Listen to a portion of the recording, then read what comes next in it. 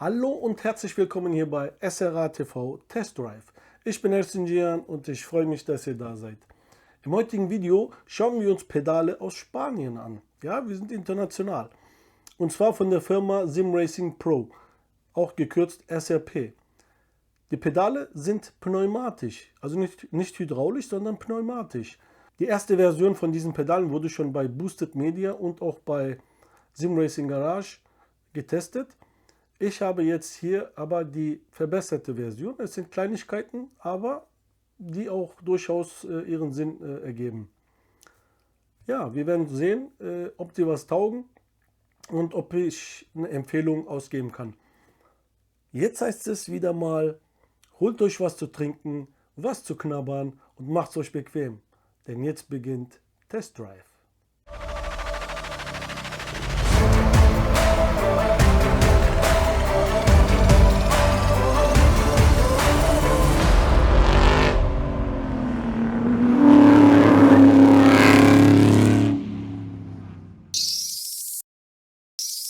Okay, jetzt sind wir hier beim Unboxing.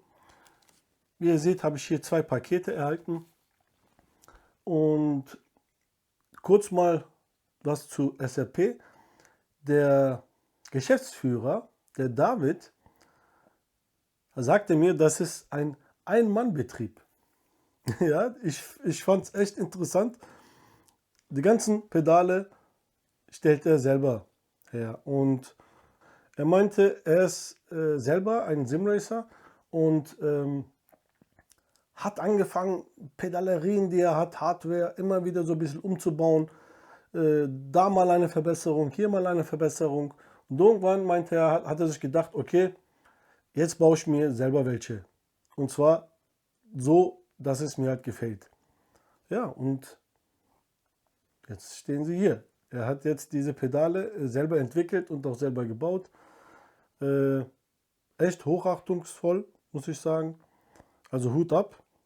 Und ja, er war so nett und hat mir, wie gesagt, jetzt zwei Kartönchen geschickt. Jetzt wollen wir uns mal schauen, was alles da drin ist. Fangen wir erstmal mit diesem kleinen an. Und zwar ist das hier ein Kit, ein Fersenkit, wo ihr auf die Baseplate schrauben könnt und die Fußballen und die Fersen da abstützen könnt. Ja? Das gibt es extra zu kaufen. Also die graue Version kostet 159,79. So. Das ist hier alles optional. Ja? Ihr könnt es extra bestellen oder auch nicht. Wenn ihr sie bestellt, muss eins dazu gesagt werden. Also der David sagte mir, egal was ihr bestellt, 2er-Set, 3er-Set mit Fersenkit oder nicht, die Pedale werden alle fertig montiert bei euch ankommen. Also der David versicherte mir, er schickt nichts so in Einzelteilen, es sei denn, ihr wollt es oder bestellt extra. Ja, was. Normalerweise kommen die Pedale alle wirklich fertig montiert, auch mit der neuesten Firmware etc. zu euch. Also ihr bräuchtet nur die Pedale dann am PC anschließen und let's go. Ja, ich finde es auch super, dass man da wirklich nichts mehr machen muss. So, kommen wir nochmal zurück jetzt zu diesem Fersenkit. Und zwar enthalten sind hier natürlich die passenden Schrauben. Wir haben hier eine Frontplatte, wo quasi dann ja, der Fuß abgestützt wird.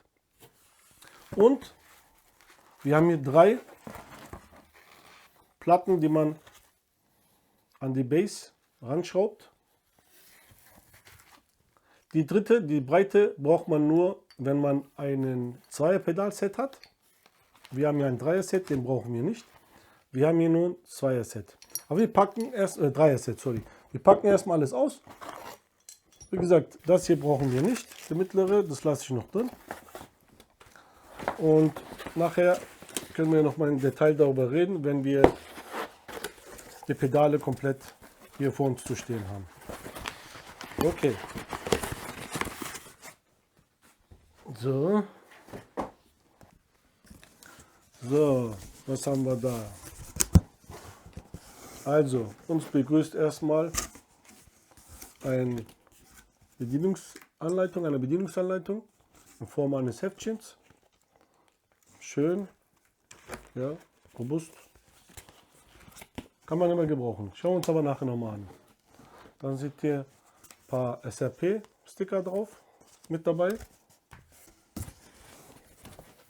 Oh, das strahlt schon so gut durch.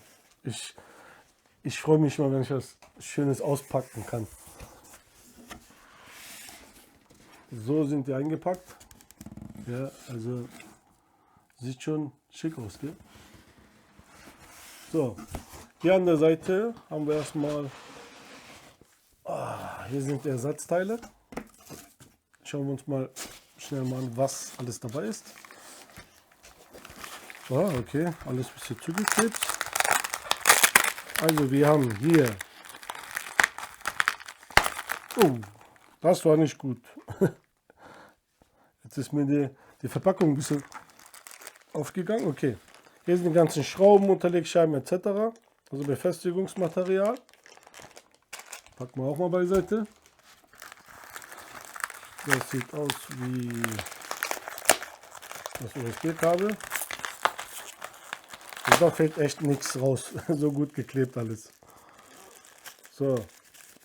Hier haben wir ein USB-Kabel. Das Besondere daran ist, dass es USB-C ist. Also, David, du hast dir mal was einfallen lassen. Endlich mal kann man die Stecker einfach so mal reinstecken, ohne die ganze Zeit rumzufuchteln mit scheiß Micro-USB-Steckern. David, danke dafür. So. Oh, okay. Der schickt uns auch gleich Werkzeug mit. Da sind, die sehen sogar gut aus. Wir haben hier zwei Schlüssel dabei. Eine Seite ist ein Maulschlüssel und andere ist Ringschlüssel. 10er und 13er. Und die sehen echt gut aus. Die sehen jetzt echt hochwertig aus. Kann man immer gebrauchen. Sehr schön. Ich finde es immer lobend, dass Hersteller sowas mitschicken. Dann haben wir hier 3x Imbusschlüssel. 2, 3 und 4 Größe. 2, 3 und 4. Brauchen wir nachher. Und zuletzt noch hier haben wir einen Feder für unser Bremspedal. Eins ist schon verbaut. Das ist jetzt nur ein zweites mit anderer Stärke. So, das war's hier erstmal. Da haben wir gar nichts mehr da. Ja, das reicht auch. So, kommen wir jetzt hier zum Highlight. Okay, wie kriegen wir das hier raus? So und so. Da, diese Seite. Diese Seite. Okay. Alles erstmal da unten hin. Auch mal weg. Wow. Tada! Das kann ich jetzt erstmal da runter. Wow. Okay. Hier sind sie. Die SRP GT Edition. 3P. Also das heißt mit 3 Pedalen. Ich habe die mit blauen Pedalplatten gekriegt. Bis jetzt habe ich ja nur diese Orangen gesehen. Ich finde, die blauen sehen auch gut aus. Ja, okay. Jetzt mal nur mal so kurz. Also, das wiegt ordentlich. Ja, also vom Gewicht her. Kein Spiel.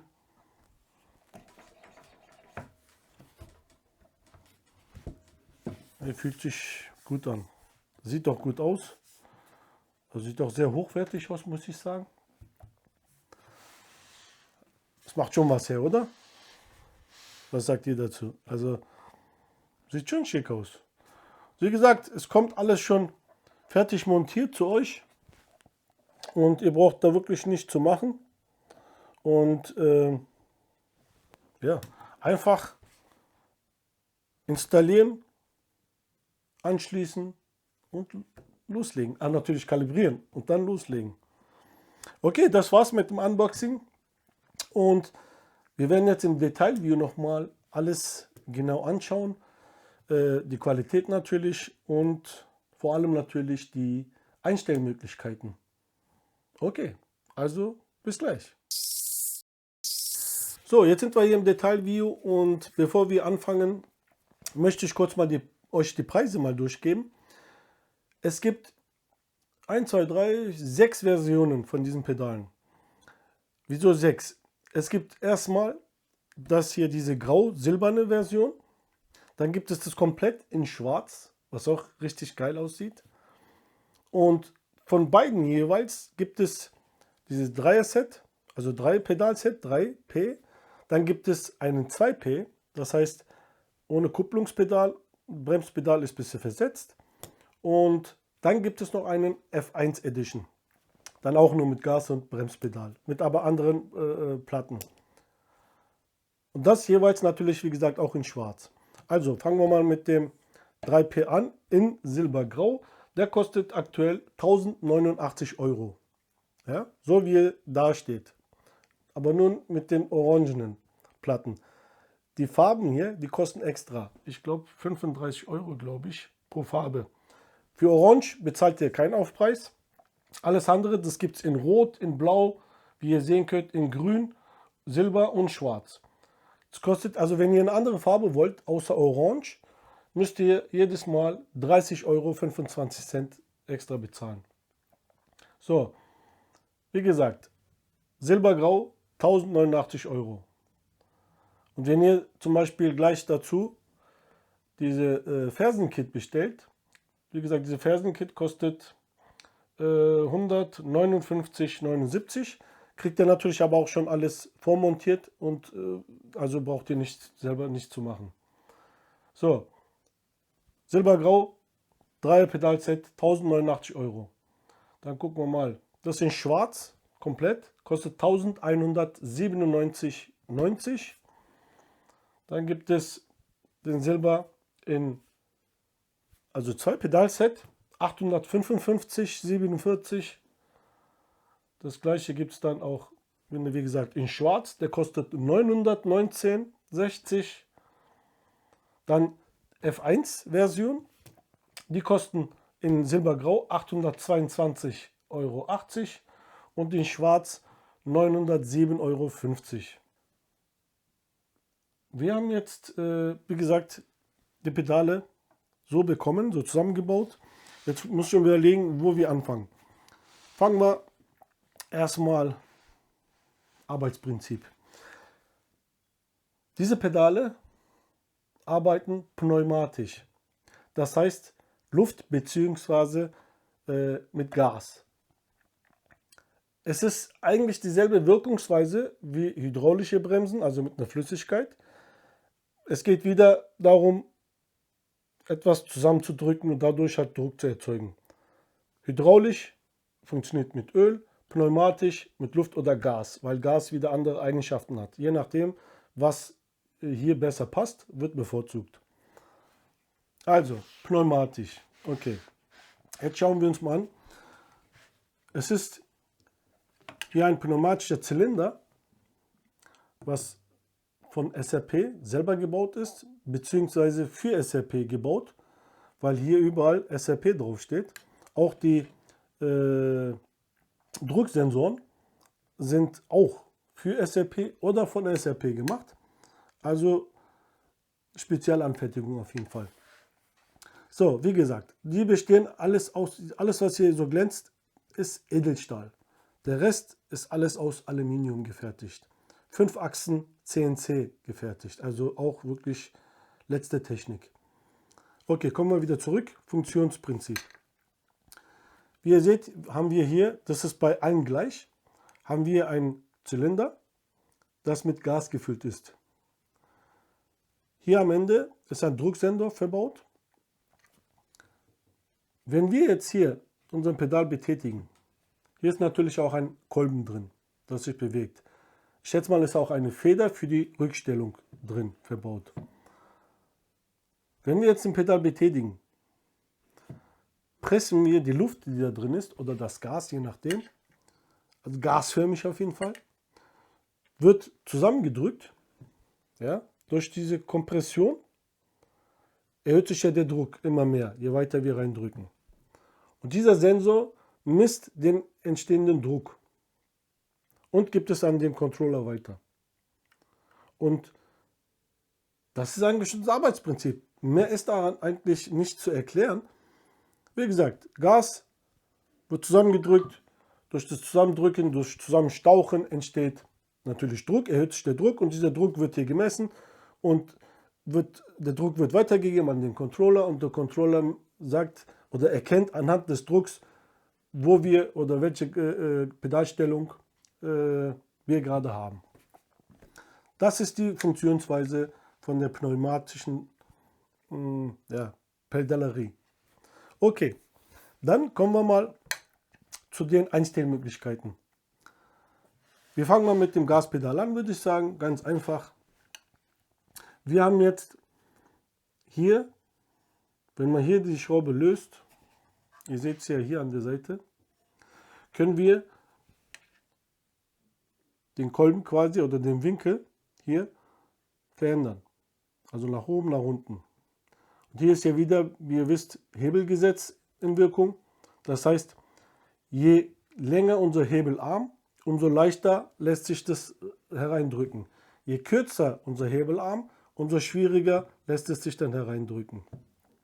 Das heißt, wenn wir jetzt die Schraube lösen und das nach oben versetzen, haben wir hier stärkeren Widerstand, als wenn er ganz unten ist. Da ist das einfacher, da brauchen wir weniger Druck. So. Das wäre die erste Einstellung. Also so ein bisschen die Härte einstellen. Dann haben wir hier unten, das finde ich echt genial, ja, hier eine Einstellung, wo man die Pedalplatte komplett nach vorne heben kann. Das heißt, wir haben hier diese Neigung, sind 70 Grad. Und wenn wir das lösen bis zum Anschlag rausziehen, kommt es genau auf 90 Grad. Also das ist eine Einstellung, das ist eine Möglichkeit, was ich sehr gut heiße und was auch sehr viel ist. Ja. Und ich zeige euch aber auch mal kurz diese Zwischenschritte, ja, was da eigentlich alles möglich ist. Das ist schon enorm. Also ich finde diese Idee gar nicht schlecht. So.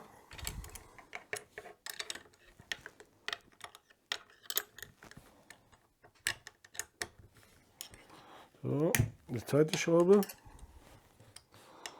Wenn man jetzt mal ein bisschen lockert.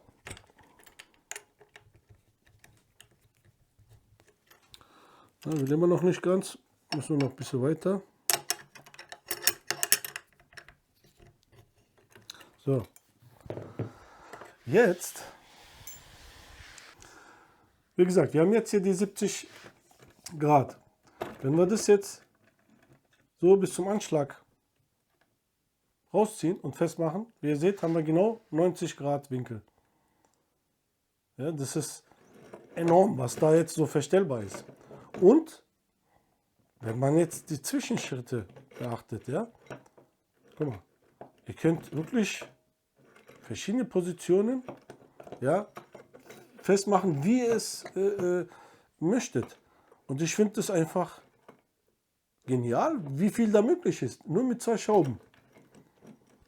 So, ich lasse es aber jetzt so, wie es war. Schauen wir wieder zurück. Und schauen wir mal. Es ist eigentlich wirklich auch simpel gemacht, muss ich sagen. Man braucht nicht viel. Ja. Und wie ich schon sagte, das Ergebnis finde ich erstaunlich, wie viel man da wirklich dadurch an Einstellungsmöglichkeiten bekommt. So.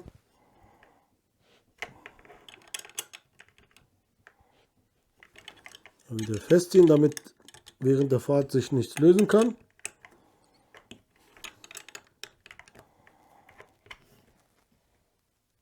So. Das war jetzt die zweite Einstellung. Das kann man bei jedem Pedal machen. Also das ist bei allen drei gleich. Und ja, nur bei der Härteneinstellung hier haben wir jetzt eine Neuerung zur Vorgängerversion. Haben wir bei dem Presspedal einen richtig großen Spielraum, wo wir verstellen können. Ja? Das macht die Härte, ja, von weich bis hart, ist das schon ein großes Spiel. Davor war es, ja, ich glaube so 3 cm oder so. Jetzt ist es fast das Doppelte, also mehr Spielraum für euch, um die Pedalerie nach den eigenen Wünschen einzustellen. So, jetzt machen wir aber erstmal hier weiter am Gaspedal. Und zwar haben wir hier eine Schraube, ja, hier. Und wenn man den löst, kann man dadurch den Weg begrenzen vom Gaspedal. Also das finde ich auch richtig cool gemacht. So. So, jetzt haben wir es gelöst. Dann brauche ich nicht mehr so viel zu lösen. Das sitzt nämlich auf einem Gewinde. Und wenn ich den jetzt ganz nach außen drehe, ja, zum Beispiel, haben wir jetzt zum Beispiel hier unseren Weg verkürzt. Ganz einfach. Es ist simpel, die Idee, ja, und simpel und einfach, ja, genial einfach. Einfach genial. Ich mag es aber, wenn ich ein bisschen mehr spiele, also ein bisschen mehr Weg habe am Gaspedal. So, machen wir mal hier. Machen wir wieder fest. Halt hier. Und so einfach ist es, den Weg, den Pedalweg einzustellen. Jetzt wieder natürlich festziehen, nicht vergessen, damit er sich nicht löst. So. Jetzt habt ihr wieder den langen Weg. Und ihr habt hier auch ein Gummi hier sitzen. Seht ihr das? Hier. Damit hier nicht Metall auf Metall aufschlägt. Das finde ich auch gut. Weil das kann schon nerven. Ne? Okay. Haben wir noch was? Ah ja, klar, natürlich. Die Pedalplatten. Ich mache euch mal kurz demontiere ich mal einen ab.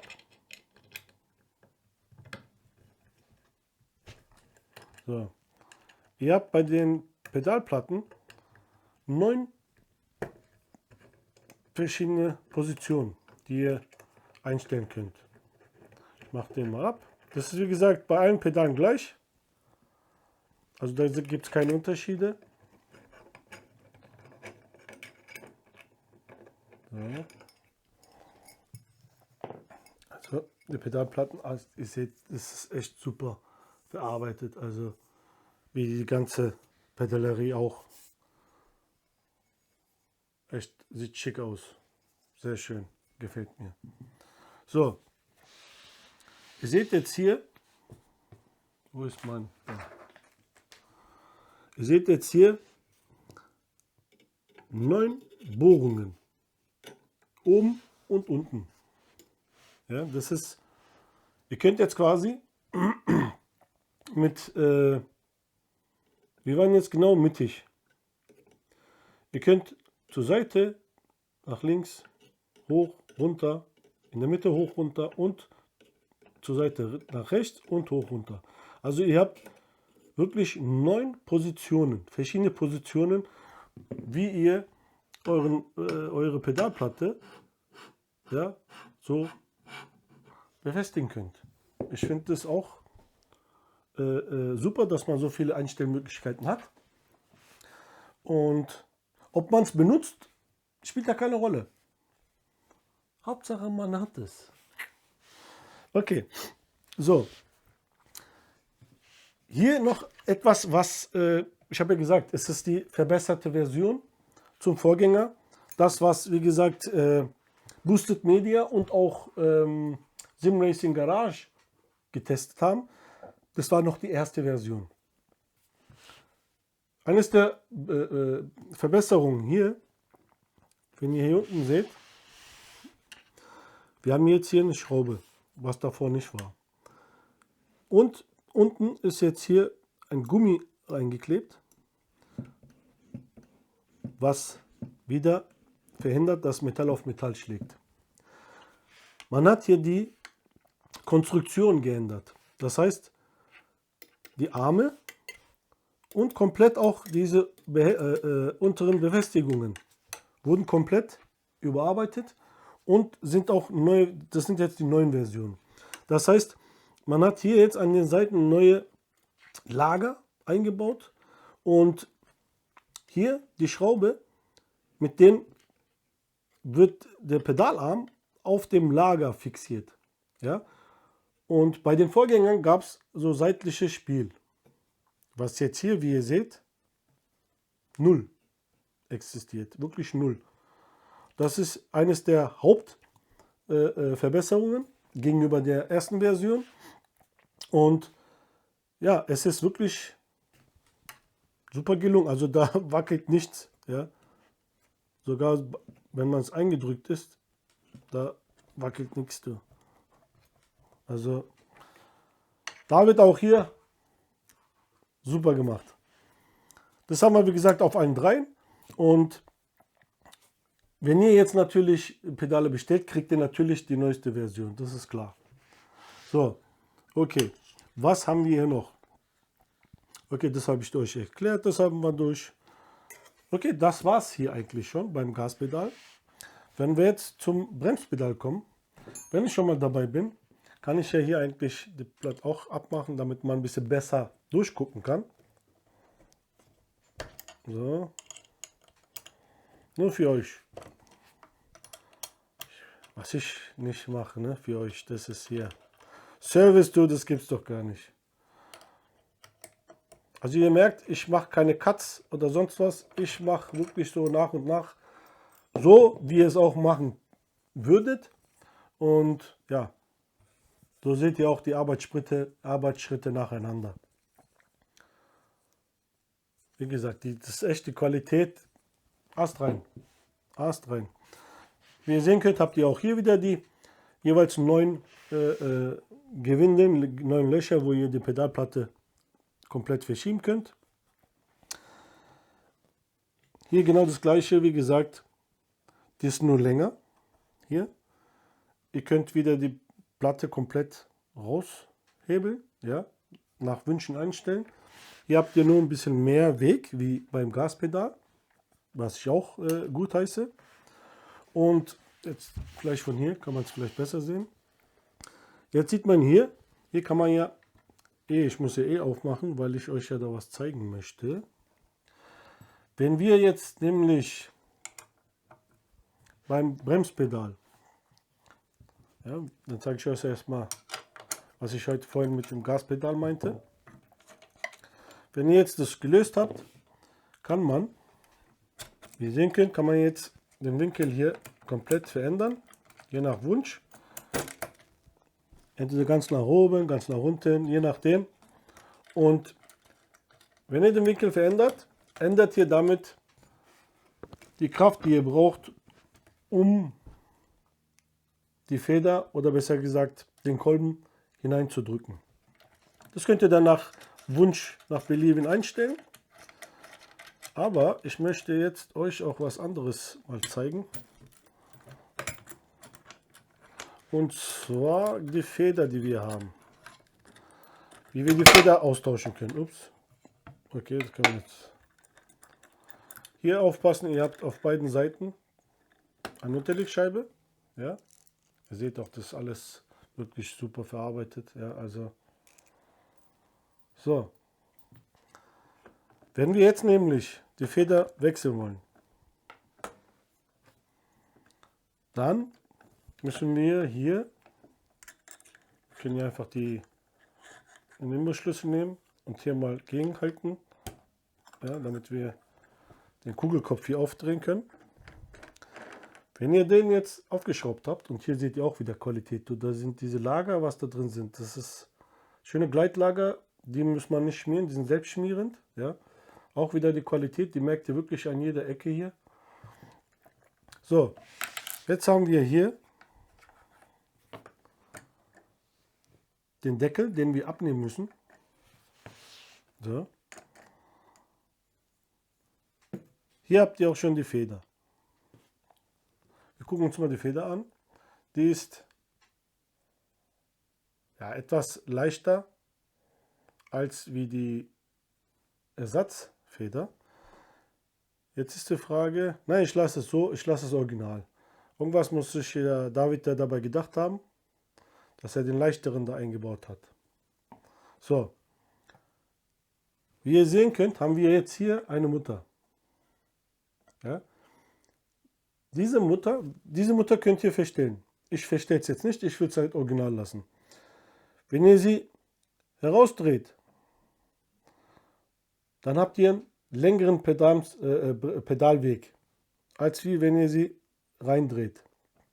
Weil wie gesagt, wenn ihr dann das durchdrückt, kommt ja die Mutter quasi, wirkt die Mutter als Stopper. Ne? Und das begrenzt unseren Pedalweg. So einfach. So, jetzt habt ihr doch gesehen, wie man die Feder austauscht. Ich lasse die Originale drin. Und ach so, hier ist noch eine Plastikabdeckung, was hier dann auf einer Mutter sitzt, hier unten, ja. Und wenn alles zusammengebaut ist, mit der Feder zusammen, ja, lassen wir die Feder mal draußen.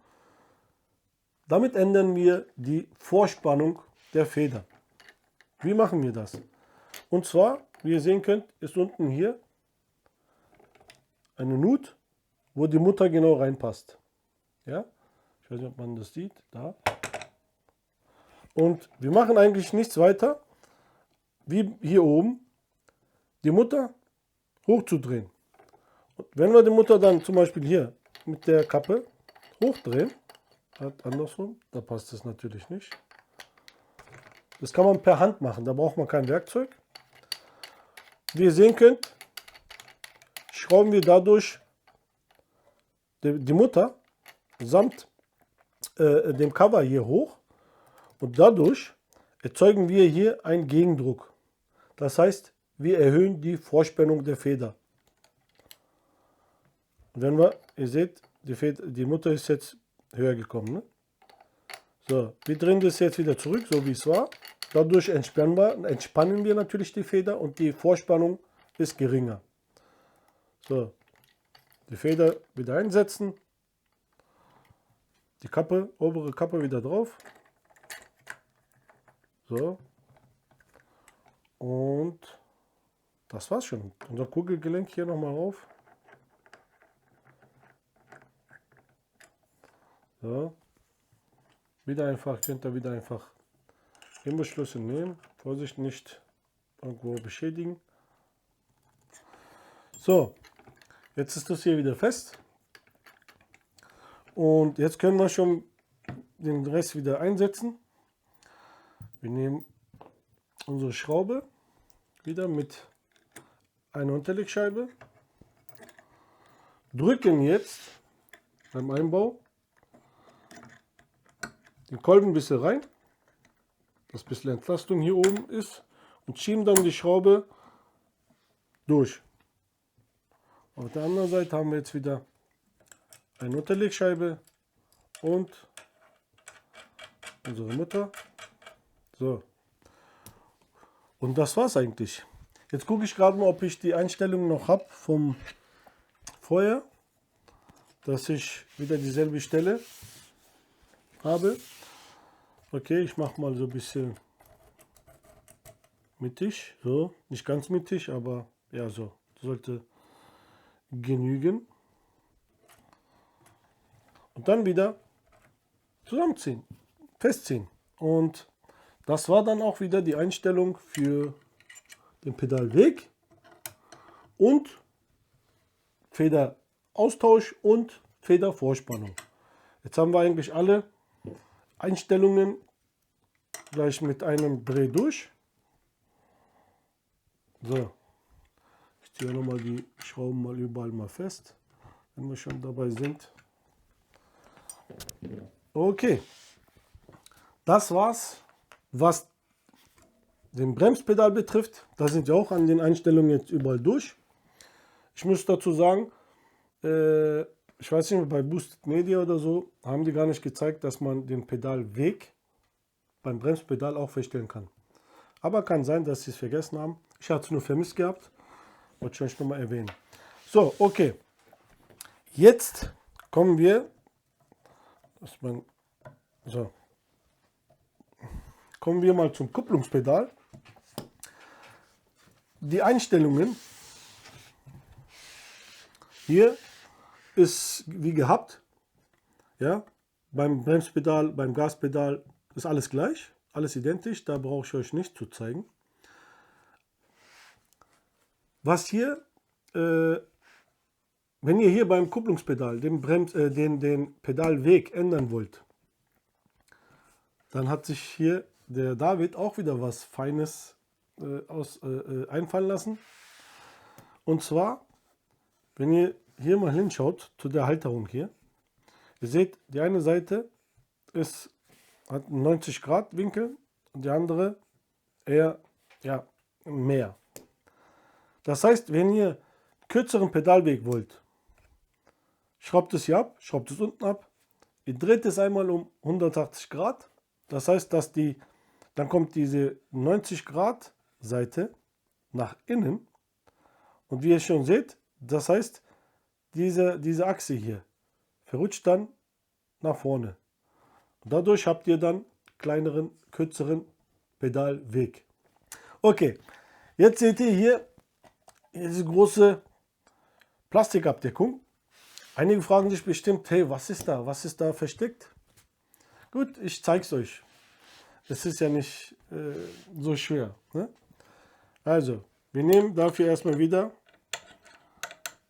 lösen uns unsere Schraube hier, um den Bolzen da herauszuziehen. Und dann könnten wir, glaube ich, nein, müssen wir schrittweise vorgehen. Okay. Also ich drücke jetzt hier wieder ein bisschen gegen die Druckrichtung und voilà, da haben wir schon unsere Schraube wieder entfernt. So, es ist wie gesagt alles identisch. Ne? Hier ist das Besondere. Ich mache jetzt hier mal hier wieder das gleiche wie vorhin auch. Man muss nur wollen. Manchmal ist Gewalt doch die Lösung. So, jetzt haben wir wieder unser Kugelkopf entfernt. Und wir können jetzt hier die Abdeckung einfach abziehen. Die Muttern hier, werdet ihr sehen, das hat mit dem hier eigentlich nichts zu tun. Okay, jetzt haben wir hier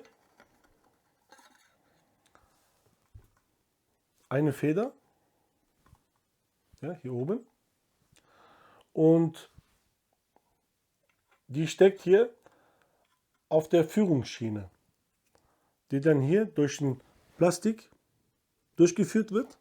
Das ist unsere Führungsschiene. Wenn ihr jetzt reinschaut, ja, seht ihr da unten etwas Schwarzes, Rundes. Das da ist ein Magnet, genauso wie hier. Das, was wir hier haben, ja, haben wir auch da drin. Und das Coole daran ist, wenn wir das Kupplungspedal durchdrücken, dann kommt das eine hier, also die eine Seite des Magnets zum anderen und hier ziehen sie sich so ein bisschen natürlich an. Und das soll das simulieren, wenn man die Kupplung drückt, wo die Druckplatte, ja, die Kupplung quasi trennt und wo es doch dann auf einmal einfacher wird durchzutreten. Und diese Magnete helfen quasi euch am Endpunkt, ja, ein bisschen weniger Kraft aufzusetzen und das da zu behalten. Finde ich auch eine coole Idee.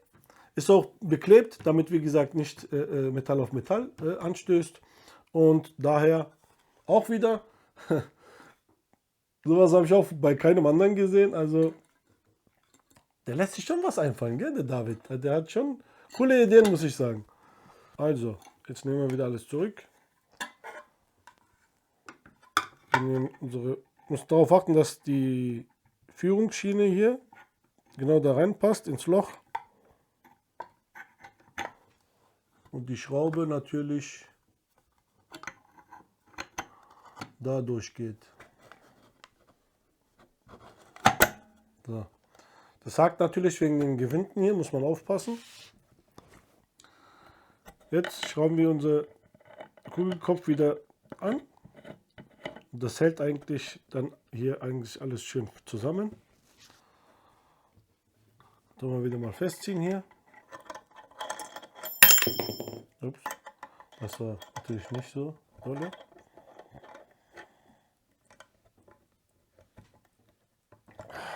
Sehr gut. Okay. Jetzt können wir wieder alle zusammenbauen. Wir nehmen wieder unsere Schraube, unsere Führungsschraube mit einer Unterlegscheibe, pressen ein bisschen erzeugen ein bisschen Gegendruck und schieben unseren Bolzen da durch. Jetzt brauchen wir wieder. Und jetzt haben wir da eine Unterlegscheibe vergessen. Klar, natürlich, war ja klar. Ich mache das alles mit Absicht, diese Fehler, damit ihr seht, worauf ihr achten müsst. Also Unterlegscheibe auf beiden Seiten bitte. Und dann wieder einsetzen. Wieder, wie gesagt, mit Gegendruck ein bisschen. Und dann springt es dann automatisch rein. So. Okay, jetzt haben wir es. Hier wieder unsere Unterlegscheibe auf der anderen Seite und die Schraube wieder festziehen. So, jetzt können wir die Schraube mit der Mutter befestigen und dann haben wir es auch geschafft. So. Und somit haben wir komplett uns angeschaut, was alles möglich ist. Wir haben gesehen, wie man alles verstellt, einstellt, umstellt, je nach Wunsch. Und ich überlege gerade, ob da irgendwas noch anderes ist, was ich vergessen habe. Aber es sieht nicht so aus. Es sieht jetzt alles eigentlich gut aus. Wir haben alles besprochen. Ich kann hier die Pedalplatten wieder anschrauben. Der richtigen machen wir wieder in die Mitte. Und ja, soweit, so gut. Wie gesagt, es gibt wirklich sehr viele Möglichkeiten, wie man die Pedalerie nach seinen Wünschen anpassen kann. Und ich finde es echt nice to have. Man muss nicht alles nutzen, klar. Aber wie gesagt, können ist immer gut. Man muss es nicht immer wirklich machen müssen. Aber wenn man mal Bock hat, kann man es wirklich einstellen, wie man möchte. Ich meine, es geht ja schnell, dass man mal einen neuen Sitz geholt hat, etc., wo die Höhen jetzt auf einmal nicht mehr passen, wo man alles wieder verstellen muss. Vor allem, man kann ja hier wirklich vom GT-Position auch Formel 1 Position einstellen mit den 90 Grad etc., was ich ja sehr, sehr mag. Und Ich merke gerade, ich habe hier bei der Bremse nämlich auch eine Unterlegscheibe vergessen. Ha! Das war nicht so schlau. Aber gut, das muss ich euch ja nicht zeigen jetzt. Das mache ich dann, aber ich gebe es wenigstens zu. Ich habe eine Unterlegscheibe vergessen. Eieiei. Wie gesagt, ich mache es nur, um euch zu zeigen, was für Fehler euch passieren können. Okay. Und dann noch zum Schluss noch kurz unser Controller. Wir haben hier der hat 1, 2, 3, 4, 5, 6, 7 LEDs. Und da zeigt er uns an, ob alles richtig angeschlossen ist und ob alles funktioniert. Wir haben da ein Power-LED, dann hier für die 3 Pedale, jeweils einzelne Pedale, einzelne LEDs. Die leuchten dann blau, wenn die angeschlossen, also Funktion hergestellt ist. Und ihr könnt da quasi, da ist so ein Fehler-LED, falls da ein Fehler auftaucht, dann blinkt er, dann zeigt er euch, dass da ein Fehler ist. Ich finde auch gerade, dass sich was Gutes einfallen lassen. Und hier am Controller finde ich natürlich das Beste, USB-C-Anschluss. Ja? Man braucht dann nicht mehr wirklich da blind immer wieder rumzufummeln, die richtige Kante zu erwischen, dass da die richtige Seite auch zu erwischen beim Micro-USB-Kabel. Das nervt einfach. Und ich kenne noch wirklich viele Hersteller, die immer noch auf ein Micro-USB bauen, keine Ahnung. Hier, das hier ist die Gegenwart, Jungs. Ja, USB-C.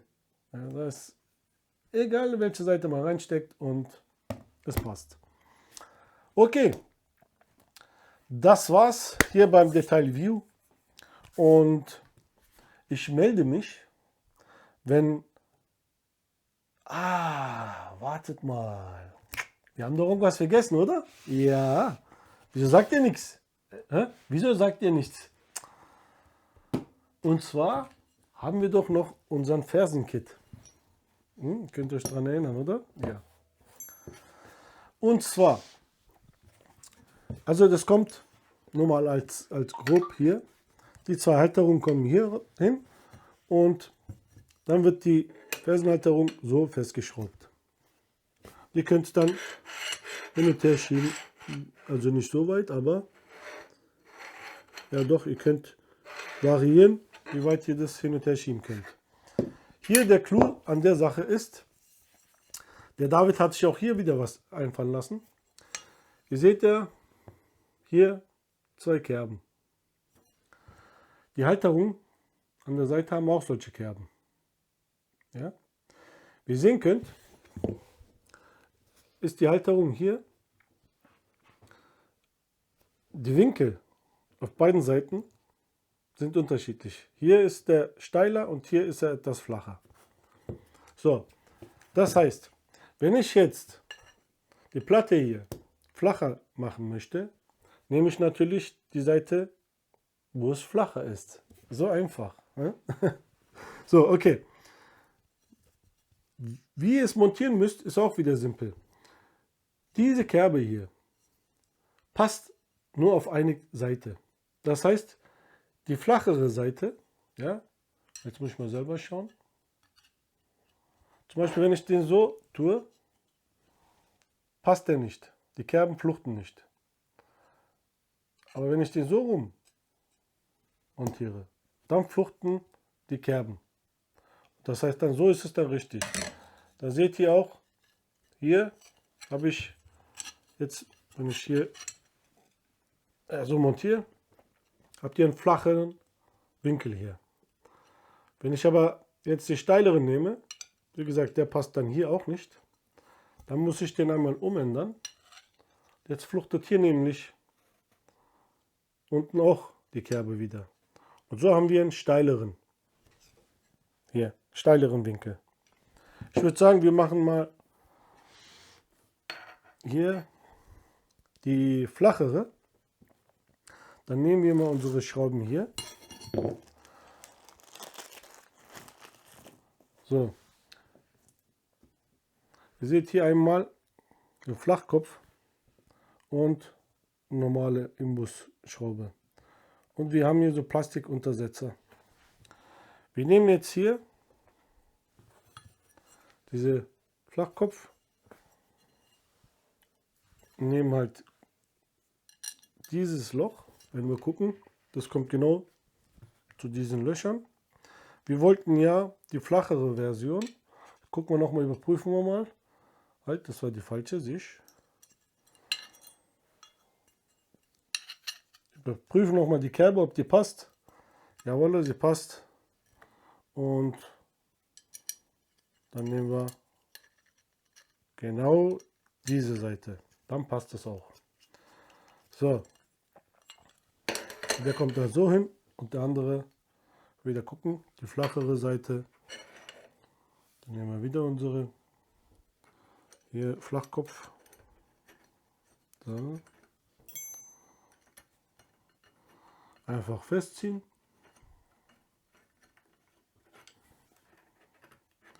Es ist wirklich so ausgeklügeltes System.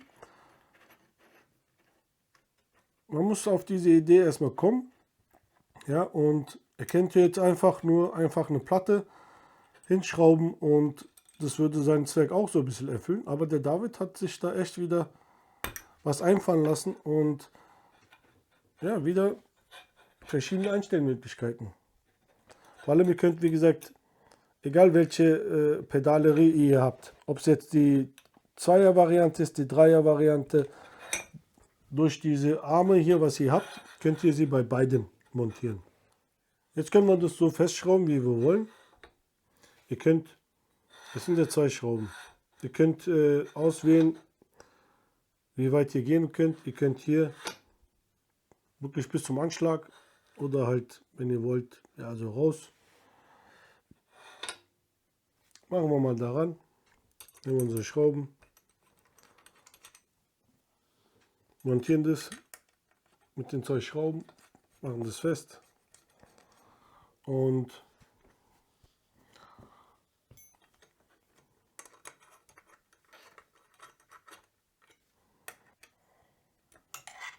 so.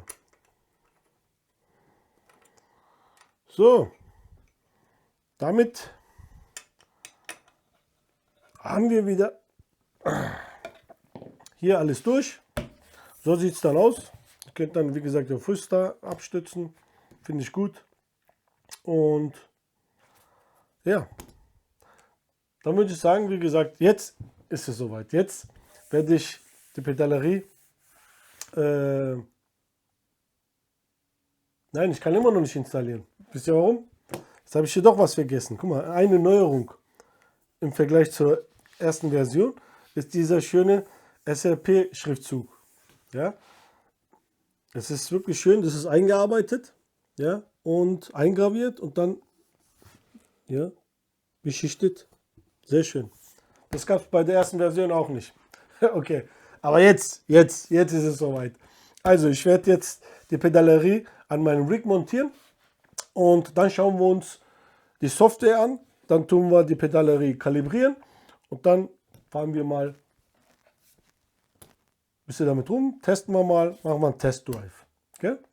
Also, bis gleich. So, jetzt sind wir wieder einmal an meinem Rig. Ich sitze drin und die Pedale sind natürlich schon montiert. Bevor wir jetzt anfangen, machen wir jetzt wie immer einfach mal einen Soundcheck. Ja? Einfach mal jetzt dann lauschen, was die Pedale an Geräusche von sich geben. Gaspedal. Okay. Bremspedal. Und jetzt mal Kupplung.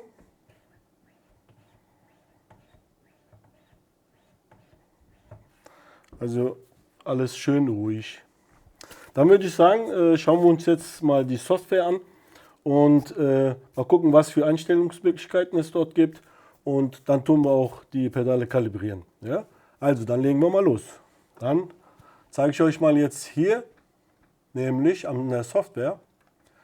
Es heißt SRP My Setup. Und zwar habe ich hier die Version 2.1. Also der David, der aktualisiert wirklich regelmäßig die Software. Das finde ich auch super. Ich würde sagen, wir fangen einfach mal mit der Oberfläche an. Und zwar ganz rechts haben wir die Sprache. Es sind einige da. Englisch, Spanisch, Italienisch, Französisch, Deutsch und Portugiesisch. Kann man auswählen, was man möchte. Dann darunter haben wir die Bedienungsanleitung. Wenn man da drauf klickt, haben wir die Auswahl zwischen PDF, eine PDF-Datei, oder direkt auf die YouTube-Seite von David, also von SRP, wo er mit Videos alles erklärt. Also das finde ich auch super, ja, und super vereinfacht. Ne? Braucht man nicht lange zu suchen. Okay. Und daneben haben wir oben Open Monitor und Open VM Monitor. Das finde ich auch geil. Zum Beispiel, ich klicke mal jetzt auf Open Monitor. Da seht ihr, da hat sich jetzt ein kleines Fenster geöffnet. Und wenn ich jetzt auf die Pedale mal betätige, dann seht ihr, wie sie ausschlagen. Ja? Und daneben habt ihr bei mir jetzt zum Beispiel 60, darunter steht Max, ist die maximale Kraft, die ich eingestellt habe. Also 60% von 100%. Ne? Ich glaube, wenn 100 Kilo sind, habe ich jetzt hier auf 60 Kilo eingestellt. Und daneben diese 78, das ist die Zahl, die ich begrenzt habe bei dem Bremspedal. Und zwar habe ich den Output auf 78% eingeschränkt. Das heißt, auch wenn ich jetzt voll durchdrücke, komme ich nur auf 78%. Aber das erkläre ich euch nachher dann auch bei der Einstellung. Das ist jetzt nur mal als Info. Das habt ihr dann, könnt ihr dann irgendwo platzieren, könnt ihr, wenn ihr es braucht, immer im Überblick behalten. Ihr könnt ja später, zeige ich euch auch, kann man per Tastendruck die Stärke verändern. Und dann könnt ihr auch sehen, was ihr eingestellt habt. Also finde ich auch cool. Jetzt machen wir erstmal wieder zu, da steht wieder Close Monitor. Wir fangen jetzt mit den Pro Basic Settings an. Bei mir steht jetzt hier zum Beispiel schon Profile, schon geladen und Mode, Custom Mode. Ne? Um die Pro Mode zu aktivieren, man muss erst damit anfangen, klickt man hier auf Activate Pro Mode. Ja, jetzt habe ich drauf geklickt. Dann gehen wir rein auf Pro Basic Settings. Bei den Pro Settings, wie der Name schon sagt, Basic Settings, hier tun wir die Pedale kalibrieren. Man braucht diese Custom nicht. Es genügt auch das, ja, für den normalen Betrieb. So, was haben wir hier? Wir haben hier wieder 3 Spalten. Und zwar haben wir einmal für die Kupplung, in der Mitte dann die Bremse und ganz rechts den Gaspedal. Und hier haben wir wieder, wenn wir jetzt die Pedale betätigen, zum Beispiel die Kupplung, hier unten sehen wir die Prozentanzahl, was wir betätigen, zum Beispiel hier jetzt 50, 51. Ja. Hier oben ist die obere Todzone, die man einstellen kann. Dann könnt ihr jetzt da runter gehen und sagen, okay, ich brauche 10% Todzone oben. Also nach 90% passiert dann nichts mehr. Ja? Wenn wir jetzt betätigen und bei 90, weißt, dann hat man oben eine Todzone von 10 eingestellt. So, das kann man jetzt, ich stelle es mir wieder auf 100.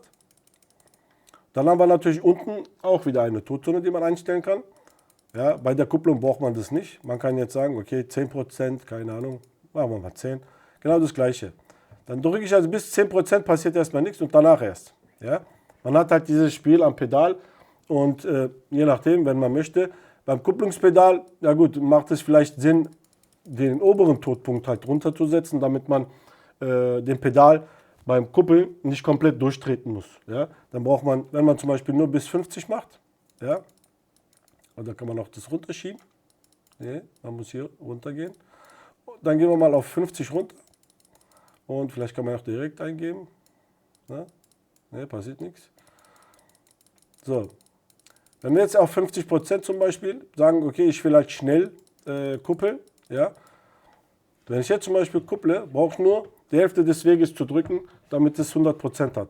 Ja. Dann kann ich halt wirklich schnell kuppeln. Also je nachdem könnt ihr nach euren Wünschen einstellen. So, jetzt machen wir wieder hier mal 100%. Wieder alles zurück. Das gleiche haben wir natürlich auch beim Gaspedal. Da ändert sich nichts. Und auch bei der Bremse. Aber da ist jetzt wieder ein bisschen was anderes. Ja? Also Gaspedal und die Kupplung sind auf jeden Fall identisch. Da haben wir auch wieder, wenn ihr seht, rechts, wieder obere Todzone, untere Todzone. Ja? Ist genau dasselbe. Bei der Bremse allerdings, da haben wir oben zum Beispiel maximale Brake Pressure, ja? Also maximale Bremsdruck. Ich habe es jetzt wie gesagt auf 60. Das heißt, 60% von der Kraft, was benötigt wird, um meine 100% zu erreichen. Wenn ich das jetzt zum Beispiel auf 100 hochgehe, ja, dann ist es natürlich schwieriger, um die 100% zu erreichen. Dann muss ich viel mehr Kraft aufwenden, um die 100% betätigen zu können. Ne? Wenn ich jetzt drücke zum Beispiel wie vorhin mit derselben Kraft, bin ich gerade mal bei, ja, knapp 60-70%. Ja? Um die 100 zu drücken, muss ich wirklich, ich komme nicht mal an die 100, weil ich ja so eingestellt hatte beim Kalibrieren, aber da kommen wir auch dazu. Ich mache mal hier mal wieder auf 60, wie ich hatte. Ja? Und, aber ich würde euch eher empfehlen, also wenn man zum Beispiel im Spiel kalibriert, hier erstmal natürlich kalibrieren, dann ins Spiel, nochmal im Spiel kalibrieren und dann, wenn ihr zum Beispiel, da kommen wir jetzt gleich dazu, wenn ihr was verändern wollt, dann erst hier verändern, aber dann im Spiel nicht mehr kalibrieren. Ne? So, und hier darunter, unter dem Max Break Pressure, haben wir F1 und F2. Mit diesen Tasten können wir die Werte auch verändern. Also on the fly. Das finde ich auch cool. Wenn ich jetzt einfach fahre und merke, oh, ich habe zu wenig eingestellt, dann kann ich einfach mit den Tasten das höher stellen und dann nützt auch diese Monitor was. Dann kann ich nämlich gucken, aha, dann sehe ich direkt, jetzt bin ich bei 77, 78% angelangt und ihr seht direkt die Veränderung, die ihr mit den Tasten verursacht. Ne? Also das ist auch eine gute Idee von David. Und wenn ihr jetzt auf die Taste klickt, zum Beispiel hier beim Software, dann seht ihr, ihr könnt verschiedene Tasten dafür aussuchen. Und ich habe auch, ihr könnt auch zum Beispiel mit Joy to Key, könnt ihr zum Beispiel die F1-Taste oder die anderen einfach auf euer Lenkrad legen und könnt dann am Lenkrad direkt beim Fahren die Stärke feststellen, je nach Wunsch. Okay, ganz unten bei der Bremse haben wir genau das gleiche, also den unteren Todpunkt. Ja? Das ist genauso wie bei den anderen beiden Pedalen. Und das war jetzt erstmal diese Basic-Einstellungen, ja, die Basiseinstellungen. So, wenn wir zum Beispiel, wenn ihr jetzt irgendwas verändert habt, natürlich hier auf Apply Settings drücken, damit das übernommen wird. Wir gehen jetzt zum Beispiel mal hier auf Kalibrieren, das habt ihr hier unten. Dann in der Mitte haben wir noch natürlich, wie gesagt, Apply Settings, die Settings übernehmen. Dann laden und speichern.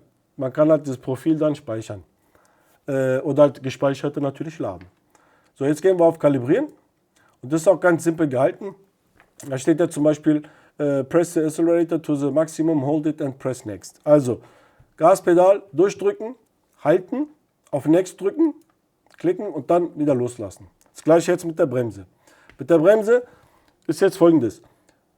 Jetzt bei der Bremse sollt ihr euch entscheiden, wie viel Druck ihr ausüben wollt. Also gefühlte Druck am Fuß. Ne? Ich mache das jetzt einfach mal. Sorry, ich drücke jetzt und sage, okay, für mich ist das gut. Ja? Dieser Druck. So, mehr Kraft will ich nicht aufwenden. Dann klicke ich auf Next. So, das war's. Jetzt gehen wir rüber zur Kupplung. Genau das gleiche, durchdrücken. Next. So.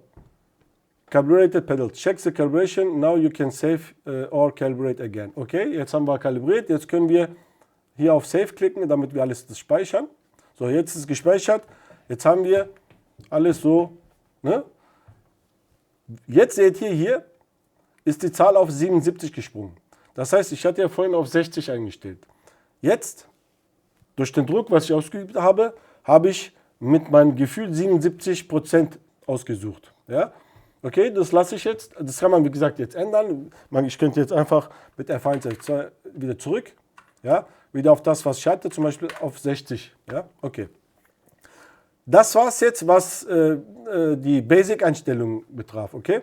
So, Apply Settings, dann gehen wir wieder zurück, Go Back. So, jetzt kommen wir zum Custom. So, jetzt müssen wir hier unten Activate Custom Mode klicken und dann Custom Mode auswählen. Jetzt seht ihr eigentlich ja, eine kleine Änderung. Jetzt haben wir hier 3 Graphen. Ne? Und oben, hier haben wir wieder obere und untere Todzone. Das hat sich nicht verändert auf Gas und Kupplung. Und bei der Bremse haben wir die untere Todzone natürlich auch wieder da. Hier oben wieder diese maximale Kraft, die wir einstellen können. Alles dasselbe. Was sich verändert hat, ist jetzt, wir haben jetzt unten, achso hier, für diese Einstellung, für Custom, haben wir jetzt F5 und F6, damit wir die Werte verändern können. Da haben wir jetzt auch wieder 78, ja, und Adjustment Area. Dazu kommen wir jetzt, was das heißt. Das ist jetzt nämlich eine Begrenzung des Outputs. Wir fangen aber mal ganz normal an und gehen wir zur Kupplung. Jetzt seht ihr hier verschiedene Punkte. Man kann diese Punkte einfach verschieben, wie ihr wollt. Ja? Ich tue es mal wieder ganz simpel erklären. Wir haben hier eine X-Achse und eine Y-Achse. Die X-Achse hier, also von links nach rechts, zeigt den Weg von eurem Pedal. Und hier links nach oben ist das, was ausgegeben wird. Ja, also Eingabe und Ausgabe. Wir haben hier zum Beispiel, wenn ich jetzt drücke, zum Beispiel bei 10%. Ja? Also 10% Weg, was ich habe, heißt 10% Output. Das seht ihr auch. Output auch das gleiche. Ja? Also ändert sich nicht daran. Okay, super. Jetzt könnt ihr hier nach Belieben ja, alles einstellen, wie ihr wollt. Ihr könnt jetzt sagen, machen wir mal Default. Bei der Kupplung, es soll am Anfang sehr schnell gehen, also mit wenig Weg. Und zum Schluss, ja, viel Weg für wenig Prozent Ausgabe. Ne? Dann machen wir mal zum Beispiel hier die ersten Punkte bis zur Hälfte, machen wir mal bis nach oben. Und da machen wir mal so ein bisschen waagerecht. So, jetzt heißt es, jetzt drücken wir, jetzt könnt ihr mal auf die Prozent achten. Ich drücke 15%, ist aber Ausgabe schon bei 22%, weil ich es ja so eingestellt habe. Und jetzt mehr, jetzt seht ihr immer diese Unterschiede. Jetzt bei zum Beispiel 34% Eingabe habe ich schon 43% Ausgabe. Also Ausgabe, das, was am Spiel ankommt. Ja? Und so könnt ihr je nach Wunsch alles verändern und einstellen, wie ihr es wollt. Ich lasse mir jetzt auf Default. Es gibt ja zum Beispiel beim Gaspedal, kann ich auch ein Beispiel machen, es gibt ja Autos zum Beispiel, wo man am Gas wirklich sehr gefühlvoll sein muss, ja? Wo die Räder sofort durchdrehen. Wenn man möchte, könnte man dann sagen, okay, ich möchte nicht, dass der sofort, zum Beispiel bei 10% Stellung, dass er wirklich auch 10% Gas gibt, weil es halt schon zu viel sein kann. Dann könnt ihr sagen, okay, ich mache am Anfang ein bisschen langsam, ja? Also mehr Weg, weniger Ausgabe und dann erst, wenn er Grip aufgebaut hat, soll er dann seinen Power entfachen. Das heißt, dann müsste man das jetzt im Gegenteil zu dem anderen, müssen wir jetzt die ersten Punkte ein bisschen runtersetzen. Ja, ups, das ist so zu viel. Machen wir mal so. Nur als Beispiel. So, na, so. Okay. Man kann auch gedrückt halten und dann einfach die Kurve selber so ziehen. Ja, man könnte jetzt als Beispiel so eine Kurve hinmachen. Das heißt, ich trete jetzt durch. Ihr seht, meine Pedalstellung, ich muss mehr durchtreten als rausgeht, also am Spiel ankommt. Das heißt, wenn ich jetzt zu viel drücke, bei 35% Pedalstellung, habe ich erst 19% am Spiel. Ja? Und wenn ich erst weiter drücke, seht ihr, wie der rechte Balken den linken aufholt und dann zusammen und dann weitergeht. Das heißt, zum Schluss steigert sich das, ne? Und dann ist es wieder, deine 100% hast du dann wieder erreicht. Aber du hast dann so eine sanfte Beschleunigung. Wie gesagt, ihr könnt es einstellen, wie ihr wollt, je nach Belieben. Ich mag es lieber alles geradlinig und so weiß ich immer, wo ich genau bin. Achso, ich huste ab und zu, es tut mir leid, ich bin gerade erkältet und ja, mache trotzdem ein Video für euch. Ne? Ja, so bin ich. So bin ich. Okay. Jetzt kommen wir zur Bremse.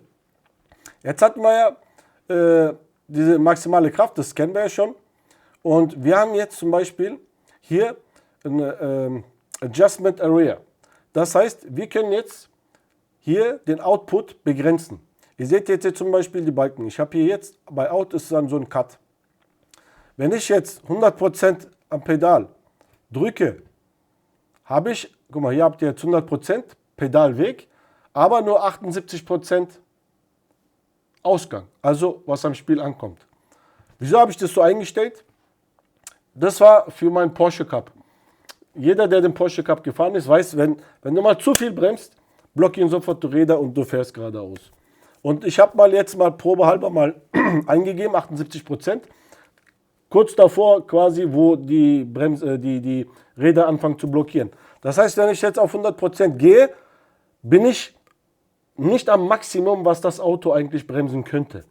Ja? Und dadurch verhindere ich, dass die Räder blockieren, wenn ich mal extrem bremsen muss. Das könnt ihr dann selber auch machen. Zum Beispiel bei GT3 eher so 83, 84 könnte man einstellen. Und man kann jetzt für die verschiedenen Fahrzeuge, natürlich damit man nicht jedes Mal reinkommen und verstellen muss, kann man das entweder auch direkt, wie vorhin mit den Tasten, umändern direkt. Oder ich habe jetzt hier zum Beispiel, wenn ich auf Load gehe, seht ihr, jetzt zeige ich euch mal, habe ich hier schon Sachen gespeichert gehabt. Dann kann ich einfach sagen, okay, ich nehme jetzt mal meinen Porsche Cup, 60 Kilo und 78% Ausgang, öffnen. Dann hat er es da, dann klickt man auf Apply, damit er es übernimmt.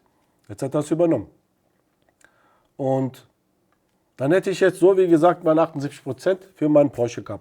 Und jedes Mal, wenn ich ein Auto wechsle, kann ich dann direkt den Profil wieder laden, was ich für bestimmte Autos dann eingestellt habe. So, jetzt haben wir nur noch einen Punkt hier, was interessant ist. Und zwar, wenn ihr hier hinschaut, in der Mitte, Auto Brake. Wenn ihr das anklickt, ja, was ist Auto Brake? Es ist einfach, ich zeige es euch mal. Schaut mal auf die Ausschläge hier.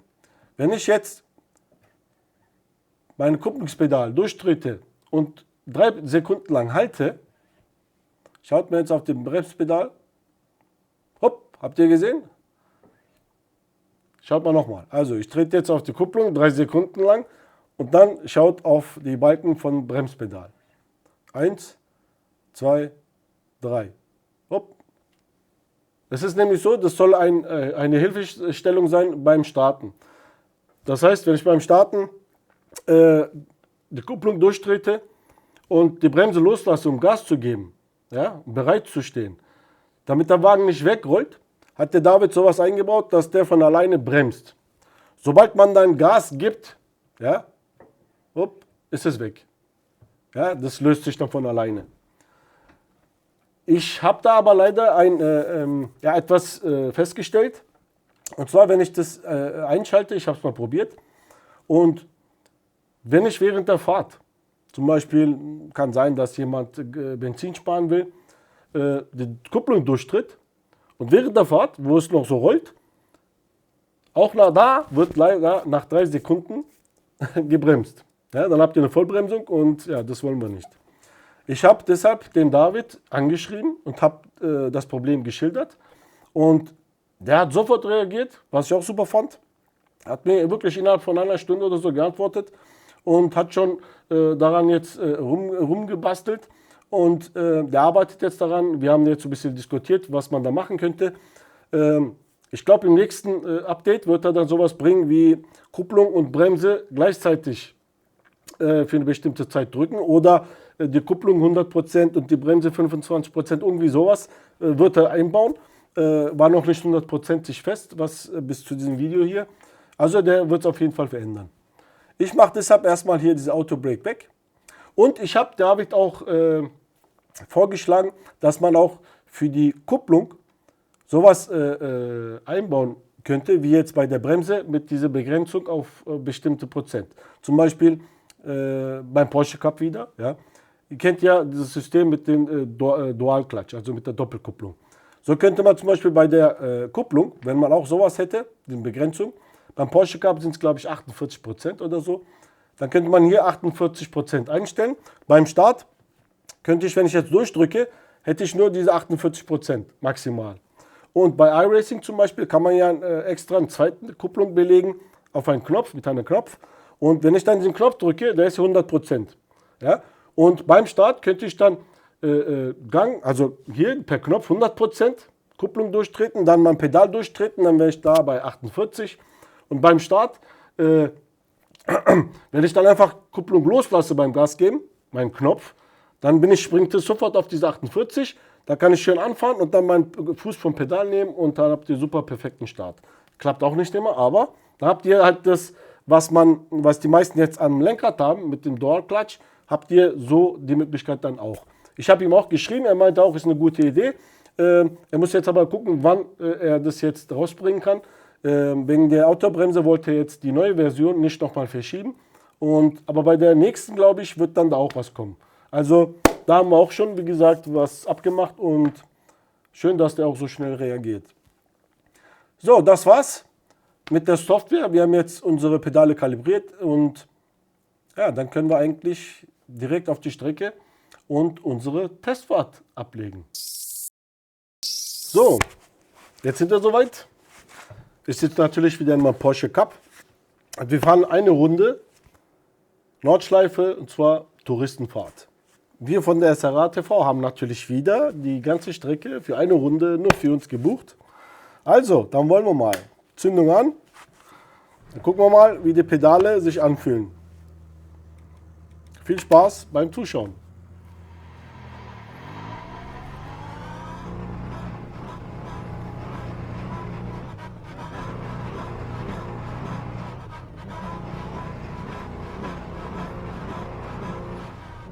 Also das Gaspedal hat einen schönen Druck. Und das ist auch die ganze Zeit ja, gleichmäßig. Also man kann das Gas schön dosieren.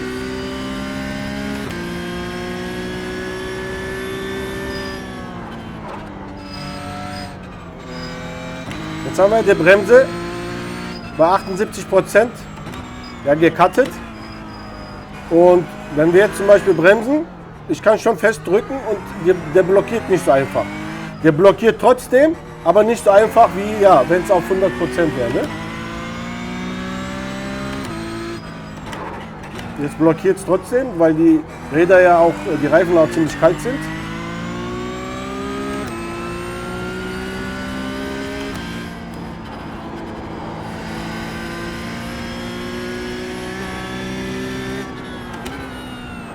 Also die Bremse, die hat nicht so einen langen Pedalweg. Ja. Man hat am Anfang, wo es ein bisschen einfacher zu drücken ist, und dann kommt schon ja, der Widerstand, den man merkt, wo es ziemlich hart wird. Da muss man zum Schluss schon die Kraft aufwenden, um die 100% auch zu erreichen.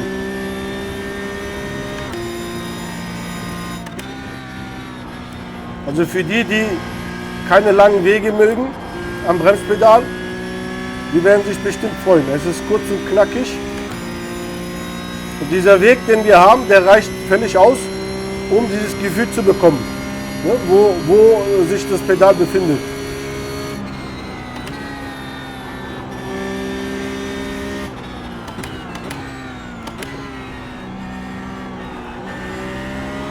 Also ich kann die Bremse super dosieren.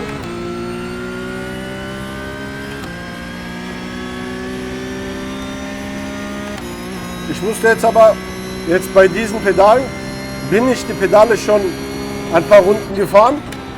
Wegen den Einstellungen, ich musste da was testen. Daher kenne ich die Pedale schon. Also ist nicht so, dass ich jetzt zum ersten Mal damit fahre. Aber viel gefahren bin ich natürlich nicht. Ich werde, wie gesagt, erstmal wieder 3-4 Wochen fahren und dann mein Fazit erst abgeben.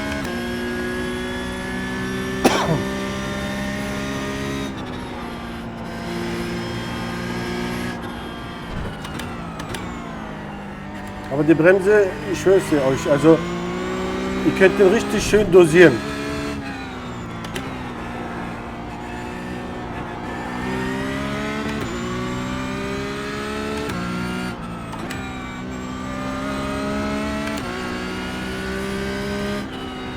Also wenn ihr euch jetzt fragt, ob ich Unterschied zu Bremsen mit Hydraulik merke, muss ich sagen, nein. Also ich sag mal, ist ja auch gleiche Arbeitsprinzip eigentlich. Es fühlt sich sehr gut an.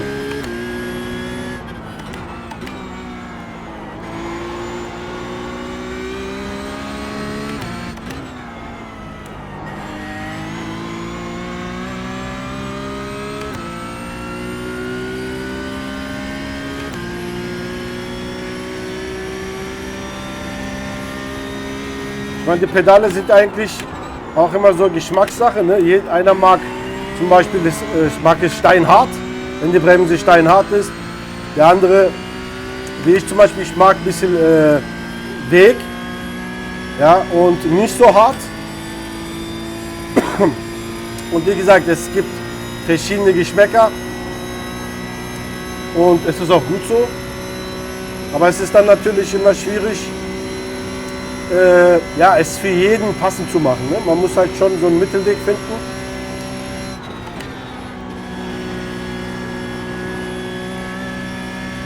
Wo jeder dann zufrieden ist. Und ich finde, mit diesem Pedal ist es ihm gelungen.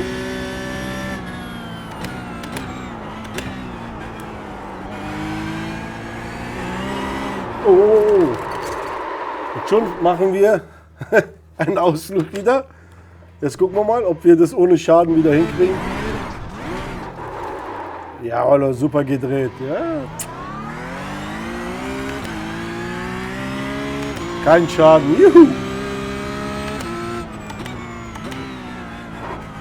Ja, es ist wirklich nicht so einfach, die ganze Zeit zu quatschen. Und vor allem muss man ja seine Eindrücke schildern und dann auch noch aufs Fahren zu konzentrieren.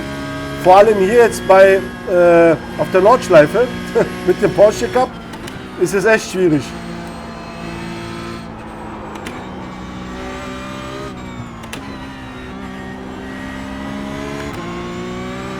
Aber ich gebe mein Bestes, um beides also gut hinzukriegen.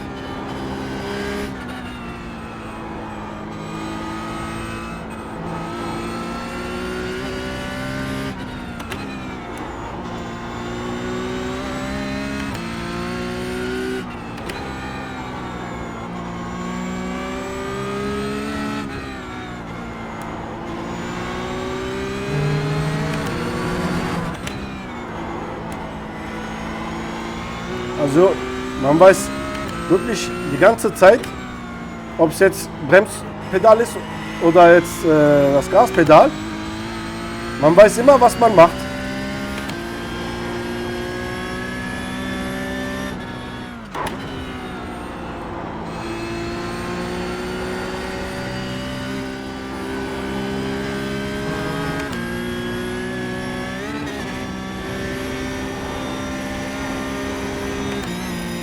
Und mit den ganzen Einstellungen, die die Pedale bieten, könnt ihr wirklich, ja, nach euren eigenen Wünschen, Vorlieben, alles schön einstellen. Ne? Das ist auch nochmal ein Riesenvorteil.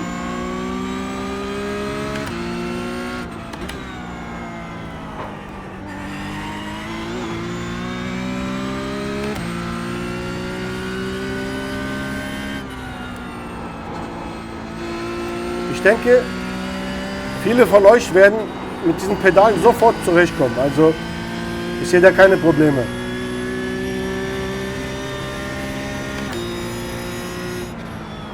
Jetzt können wir mal kurz mit der Kupplung mal den Start hinlegen.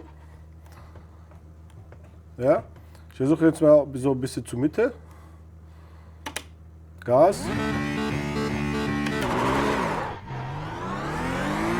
Naja, hätte besser funktionieren können.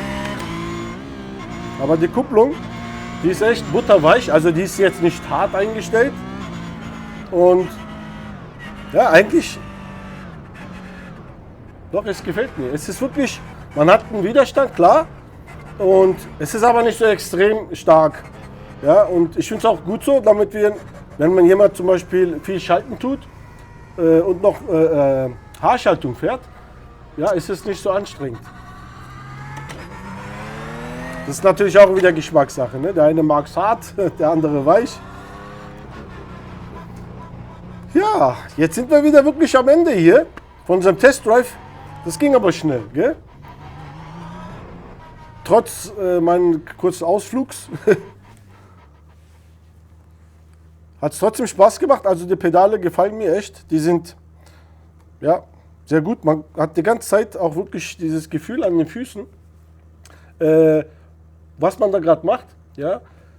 Man fühlt sich mit dem Fahrzeug verbunden, muss ich sagen. Also gefällt mir sehr gut. Okay, das war's hier von Test Drive. Ich werde noch eine Runde fahren, aber ohne euch. Und Wir sehen uns dann in 3 Wochen oder 4 Wochen, je nachdem, zum Fazit wieder. Ich melde mich, wenn ich soweit bin. Also, ab zum Fazit. So, wir kommen hier jetzt beim Fazit und ich fange dann schon direkt mal an. Und zwar fangen wir mit dem Punkt Qualität an. Also die Qualität von den Pedalen, die Bassplate, die Verarbeitung, alles ist wirklich sehr hochwertig. Was mich ein bisschen gewundert hat, ich meine, ich habe wirklich diese Qualität nicht erwartet. Es braucht sich also nicht hinter namhaften Herstellern zu verstecken. Ich finde, es ist Minimum, also wirklich gleiche Qualität. Und ich fand wirklich von den Pedalplatten bis wirklich die Bassplate, auch die Pedale selber, keine scharfen Kanten oder sonst was. Sogar keine Kratzer, ja. Also es ist wirklich super, alles tadellos hier bei mir angekommen. Und also die Qualität ist schon mal wirklich top. Äh, Einstellmöglichkeiten. Also die Einstellmöglichkeiten sind auch enorm, wie ich finde. Was zum Beispiel alleine schon die Pedalplatten für Möglichkeiten euch anbietet. Ja, das ist so viel. So habe ich es eigentlich bei keinem anderen Hersteller gesehen, dass man so viele Einstellmöglichkeiten hat, was ich auch sehr positiv finde natürlich. Und ja, man kann die Pedale wirklich nach seinem Wunsch bis ins kleinste Detail einstellen. Also auch was das betrifft, Daumen hoch. Im Allgemeinen, was habe ich gefühlt beim Fahren? Also das Gaspedal ist wirklich sehr gleichmäßig. Ja, es ist sehr geschmeidig. Von Anfang bis zum Ende hast du immer gleichmäßigen Widerstand. Ja, es ist wirklich angenehm. Es lässt sich auch schön dosieren. Ja, und ja, es fühlt sich die ganze Zeit eigentlich schon gut an. Das Bremspedal äh, ist genauso. Also ich habe immer auch wie dieses positive Gefühl gehabt, dass ich immer die Kontrolle darüber habe, also über das Fahrzeug. Ich wusste immer, wo mein Fuß oder wie viel Weg ich noch habe, ja, wie viel Kraft ich noch aufwenden muss. Der Pedalweg vom Bremspedal ist nicht zu groß. Ähm, Man hat einen Weg, wo es halt ein bisschen leichter geht, dann wird es schon härter, man spürt es und dann spürt man sofort ab einem Punkt, wo man wirklich nur noch mit Druck die restlichen Prozente rausholen muss. Und das finde ich auch, also ist gut umgesetzt. Man spürt immer, wo man genau eigentlich ist mit seinem Fuß oder mit der Bremsstellung. Und dieses Gefühl, ja, gibt einem Sicherheit beim Fahren. Ja, das hat mir auch sehr gut gefallen. Dann das Kupplungspedal. Das Kupplungspedal ist, ich dachte eigentlich durch die Magnete, dass es zu einem bestimmten Punkt, wo man halt drückt und ab da, wo es dann halt leichter geht. So ist es nicht. Es ist schon so, dass man am Ende ja, nicht mehr Kraft benötigt, um es dort zu halten. Die Magnete arbeiten schon und man merkt es halt nicht so abrupt. Ja? Vielleicht ist es auch so gewollt und es ist auch nichts Negatives. Also das ist auch wirklich ziemlich ja, gleichmäßig, was man an Kraft spürt und ist auch gut, sehr gut dosierbar, ja, muss ich sagen. Also ich bin jetzt, ich glaube, 3 Wochen circa mit den Pedalen gefahren und die haben mir die ganze Zeit wirklich Spaß gemacht. Ja, ich hatte keinen Moment, wo ich gesagt habe, ey, was ist denn das? Oder ach, wieso passiert das jetzt? Die haben super funktioniert. Ich hatte immer gutes Gefühl beim Fahren und ich hatte jetzt auch nicht das Gefühl, als ob ich jetzt die Pedale zum ersten Mal benutze. Man gewöhnt sich sehr schnell an die Pedale und natürlich durch diese Einstellmöglichkeiten kann man die Pedale nach dem eigenen Wunsch einstellen. Und das trägt natürlich viel dazu bei, dass man mit den Pedalen klarkommt. Was ich noch natürlich anmerken muss, ist wirklich, dass nirgendwo, ja, also bei den Pedalen wirklich null Spiel herrscht.